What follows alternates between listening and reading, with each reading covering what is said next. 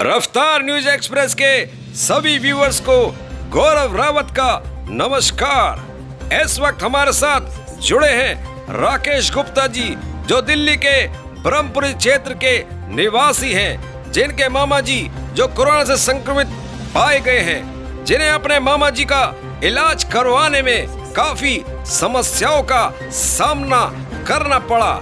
जानते हैं उनसे। हाँ नमस्कार सर, गौरव रावत बोल रहा हूँ रफ्तार न्यूज एक्सप्रेस के न्यूज रूम से आपसे सीधा बात कर रहा हूँ। आपकी एक वीडियो एक वायरल हो रही थी और उस वीडियो में आपने बताया है कि सरकार द्वारा जो लापरवाही का मामला और एक एसडीएम के बारे में आप बता रहे थे, तो क्या ये पूरा मामला था? पूरा मामला ये है कि हमारे पड़ोस में मेरे मामा जी हैं भूरेलाल गुप्ता जी। जी जी। उनको क्या कोरोना के सभी लक्षण दिखाई दे रहे थे उनमें जी। तो मैंने पहले 102 नंबर पर कॉल की और एम्बुलेंस से उनको गुरु तेग बहादुर हॉस्पिटल भेजा कि आप अपना चेकअप करवा कर आइए। जी। लेकिन हॉस्पिटल वालों ने क्या किया कि उनको बस दूर से ही देखा और 5 दिन की गोली दवाई देकर और उनसे कह दिया आप जाओ, और अगर कोई कोरोना का आपको लग रहा है कि लक्षण है तो आप जाके प्राइवेट अपना चेकअप करा लें। जी। 4,500 रुपये लगेंगे। जी। उसके बाद मुझे चूंकि अजीब लगा कि भाई दिल्ली जैसी जगह में ऐसा कैसे हो सकता, तो मैंने एसडीएम सीलमपुर है अजय अरोड़ा जी, उनको फोन किया। उनकी आदत ये है कि वो फोन उठाते ही नहीं है, तो किसी का भी नहीं उठाते जी। फिर उनको मैंने मैसेज किए, मैसेज में उन्होंने मुझे जवाब दिया ठीक है मैं डॉक्टर्स को भेज रहा हूँ और आपके पास टीम आ जाएगी। मुझे लिखित में उन्होंने भेजा जी। फिर उन्होंने पूछा कि आपने अभी तक किसी को बताया नहीं बताया, तो मैंने उनको बताया। मैंने कहा जी मैंने हॉस्पिटल भेजा था उनको और वहां से ये हुआ है। तो कहने लगे जी आपने तो हमारा समय खराब करा, जब डॉक्टर चेक कर चुके हैं तो फिर हम क्या करेंगे जी। मैंने कहा भाई डॉक्टर ने तो कुछ चेक करा ही नहीं जी। भाई, डॉक्टर का चेक करना क्या है भैया, जब सारे लक्षण है तो उनका कोई टेस्ट करें कुछ करें, ऐसे थोड़ी होता है कोई क्या। जी जी। तो लगातार हम उनके टच में रहे 18 तारीख से। उसके बाद मैंने उनकी 100 नंबर पे कॉल वॉल भी करी कि भाई ये एसडीएम की जवाबदेही है, लेकिन वो एसडीएम कोई कार्रवाई नहीं कर रहे जी। फिर जब स्थिति खराब होती दिखी तो मैं उनके बेटे और उनके दामाद उनको सेंट स्टीफन भूरेलाल जी को लेकर गए। तो सेंट स्टीफन में फिर उनको क्या एडमिट कर लिया गया और जो कोरोना के लक्षण दिखाई दिए तो उनको उठाकर राम मनोहर लोहिया हॉस्पिटल रेफर कर दिया गया जी। राम मनोहर लोहिया से फिर 19 तारीख को एडमिट किया। 23 तारीख को उनकी पॉजिटिव की रिपोर्ट आई, 23 तारीख को शाम को 4 बजे जी। तो प्रशासन को चाहिए कि जब कोरोना पॉजिटिव की रिपोर्ट आ गई है और एक बड़ा मकान है जिसमें 30-40 लोग रहते हैं, तो प्रशासन इसमें कुछ तो प्रिकॉशन ले, कुछ तो कार्रवाई करे, लेकिन प्रशासन ने कुछ भी नहीं किया। जी राकेश जी, मैं ये जानना चाहूंगा, जैसे कि बताया जा रहा है सरकार के द्वारा कि जो हम लगातार प्रयास कर रहे हैं और लगातार अब नए नए अभियान चला रहे हैं कि जो पेशेंट है उनको किसी प्रकार की समस्या ना आए, डॉक्टर्स मुहैया कराए जा रहे हैं। तो ये मैं जानना चाहूंगा कि आपको एडमिट करवाने में कितना प्रयास करना पड़ा, कितना संघर्ष करना पड़ा? जी देखिए, चूंकि हम प्राइवेट में लेकर गए थे और प्राइवेट में तो पैसा फेंको तमाशा देखो, तो कोई हमें 1 मिनट का भी संघर्ष नहीं करा। लेकिन जीटीवी हॉस्पिटल जो कि एक सरकारी हॉस्पिटल है और सरकार बड़े बड़े ढोल पीट रही है जी कि हम कोरोना के लिए ये कर रहे हैं, हम कोरोना के लिए कर रहे हैं, कुछ नहीं कर रहे वो जी। उन्होंने दूर से ही देखा और उसमें सब सिम्टम्स थे और बाद में वो कोरोना पॉजिटिव पाया गया जी। उसके बाद भी सरकार ने उसको थर्मल स्क्रीनिंग तक करने की कोशिश नहीं की जी। उसको भगा दिया गया। सरकारी हॉस्पिटल केवल लीपापोती कर रहे हैं, केवल अपनी जान बचा रहे हैं कि कहीं कोरोना संक्रमित से हमें संक्रमण ना हो जाए। बिल्कुल लापरवाही है, कोई नहीं देख रहा किसी को भी। जी, 100 नंबर तक की कॉल आपको करनी पड़ गई। जीटीवी हॉस्पिटल में आप बता रहे हैं कि डॉक्टरों की लापरवाही देखी गई, लेकिन डॉक्टर तो कहा जाता है भगवान का रूप है और डॉक्टर भी अगर पेशेंटों से दूर हटेंगे, दूर भागेंगे तो कौन इन्हें भगवान कहेगा?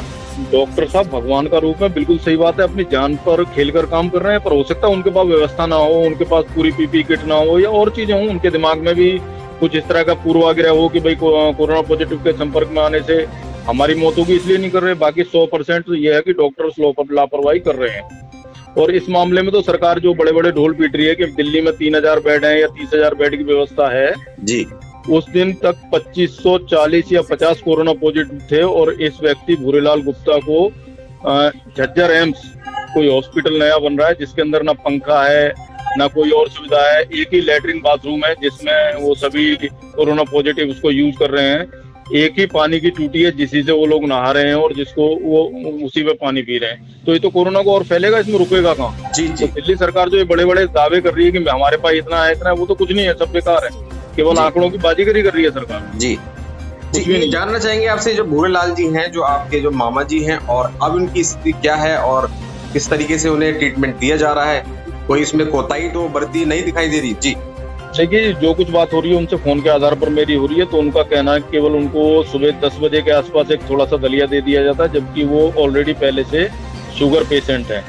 जी पूरे दिन के अंदर केवल 3 गोलियां दी जा रही हैं, उसके अलावा कोई भी नहीं है जो उनकी कोई चद्दर नहीं है, कोई पंखा नहीं है, कोई डॉक्टर्स पूरे दिन आते नहीं है। तो अंत में राकेश जी, मैं आपसे पूछना चाहूंगा, एक ये पूछना चाहूंगा कि सरकार को क्या आप सलाह देंगे कि उन्हें किस तरीके से करना चाहिए, जिससे जो आगे अगर इस तरीके से कोई कोरोना पॉजिटिव संक्रमित व्यक्ति पाया जाता है तो उसको कोई परेशानी का सामना न करना पड़े और इस चीज पे वो ध्यान दे? जी सरकार को मैं यही सलाह दूंगा कि सबसे पहले तो यदि कोई भी व्यक्ति कोरोना पॉजिटिव पाया जाता है तो उसके पूरे परिवार की बिल्कुल जांच होनी चाहिए, क्योंकि एक व्यक्ति बहुत सारे व्यक्तियों को संक्रमित कर रहा है। अभी जहांगीरपुरी में एक मसला निकला, पूरे 37-47 लोग एक ही गली के कोरोना पॉजिटिव पाए गए।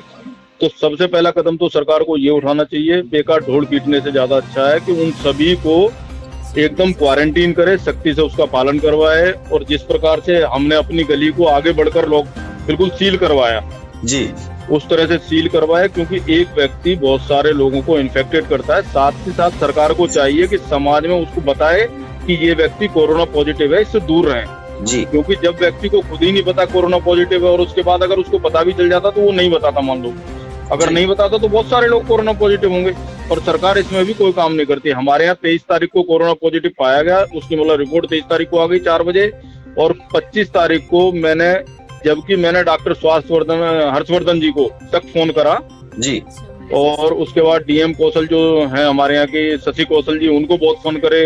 मतलब जहां तक मैं कर सकता था, कम से कम 1000 फोन मैंने करे होंगे। तब दोपहर 12:30 बजे 25 तारीख को लगभग 40 घंटे बाद उस घर को क्वारंटीन किया गया, सील किया गया, गली सैनिटाइज की गई, और वो मकान आज तक भी सैनिटाइज पुलिस नहीं किया गया है। जी राकेश जी, धन्यवाद आपका। आपने पूरा जो वाकया बताया और आप ये बताया सरकार की जो कमियां थी और जो प्रशासन की जो कमी थी वो आपने बताई, और हम कोशिश करेंगे कि आपकी जो बात है वो सरकार तक पहुंचे और सरकार इसमें संशोधन करे और कोई भी अपनी जो नेग्लिजेंस है, जो लापरवाही, वो जरा भी ना दिखा पाए। तो हमारे साथ जुड़ने के लिए धन्यवाद। धन्यवाद।